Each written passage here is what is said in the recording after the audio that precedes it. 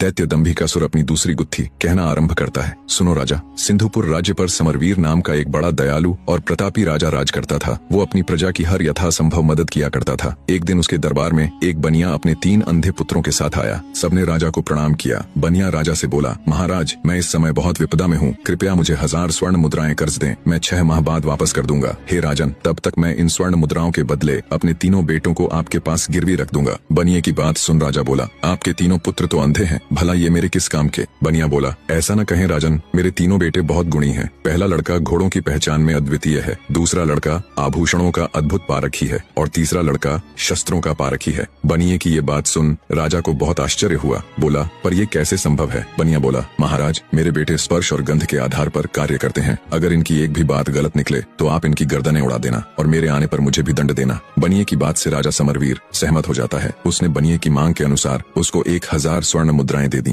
राजा ने उन 3 लड़कों के खान पान तथा रहने की उचित व्यवस्था कर दी। समय बीतने लगा। एक दिन एक घोड़ों का व्यापारी राजा के पास आया। उसने एक बड़ा सुंदर घोड़ा राजा को दिखाया। घोड़े की सुंदरता और उसकी कद काठी देखकर राजा का मन ललचा गया। वे उसे खरीदने को तैयार हो गए। घोड़े का व्यापारी बोला, महाराज, एकदम काबुली घोड़ा है, बड़ी मेहनत से आपके पास लाया हूँ, इसलिए इसके दाम थोड़े ऊंचे हैं अन्नदाता। घोड़े पर आसक्त राजा ऊंचे दामों पर भी उसे खरीदने के लिए तैयार हो गया। पर फिर अचानक राजा को बनिए के अंधे लड़के का स्मरण आया। बनिया कह रहा था, उसके लड़के को घोड़ों की अद्वितीय पहचान है, क्यों न उसे भी परख लिया जाए। राजा ने तुरंत हुक्म दिया, जाओ बनिए के बड़े पुत्र को बुला कर लाओ। तुरंत उसको पेश किया गया। राजा बोला, इस घोड़े को देखकर बताओ ये कैसा है? जो आज्ञा महाराज कह। बनिए का पुत्र टटोल कर घोड़े के पास गया और टटोलते हुए घोड़े को परखने लगा। एक अंधे को घोड़ा परखते देखकर सौदागर के साथ साथ वहाँ मौजूद हर कोई मंद मंद मुस्कुरा रहा था। भला अंधा घोड़े की क्या पहचान कर सकता है? प्रिय दर्शकों, अंधा लड़का घोड़े की क्या और कैसे पहचान करेगा वो तो आप सबको कल पता चल ही जाएगा। पर आज आप सबसे मैं 2 बातें करना चाहता हूँ। पहली ये कि कल वाले पार्ट पर बहुत से दर्शकों के कमेंट्स आए थे।